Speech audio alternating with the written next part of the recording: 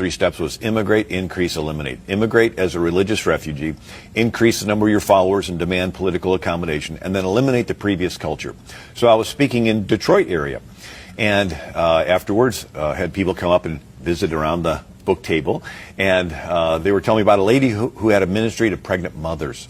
So she shows up at a Muslim house, has a little present. Well, out of a bedroom comes another pregnant Muslim mom. Out of a bedroom comes another pregnant Muslim mom. Out of a bedroom comes another pregnant Muslim mom, all pregnant by the same man. He's practicing Sharia law in his house.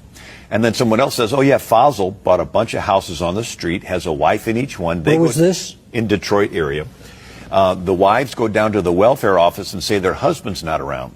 He goes and visits them, and the more kids they have, the larger the checks get. And he's living like a king at state expense, and all the kids playing in the middle of the street are his children. He's practicing Sharia law on his block. They take over several more blocks, and they vote in the school board. And now they have their Sharia in the schools. And then they take over more blocks. They vote in the police department, fire department.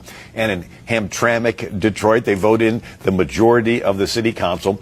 They have their minarets, their calls to prayer 5 times a day. No different than Pakistan. So we see the first ones come in as immigrants, and they're nice, and they're so nice. Everybody says they're nice, nothing to fear, let more in. More come in, they gravitate together, form a community.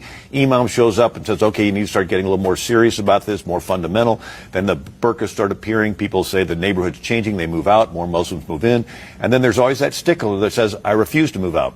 And that's when there's random violence from Muslim youth.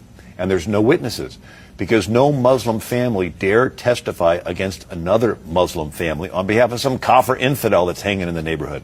And so eventually they take over the entire neighborhood. And they do this neighborhood by neighborhood, city by city, block by block, until they take over countries. And there's 1,400 years of track record to observe this pattern. So they took over Egypt, which used to be Coptic Christian. They took over Syria, which used to be Christian. They took over all of Turkey, which used to be Christian. Took over all of North Africa, which used to be. They took Spain, held it for 700 years until the Spaniards drove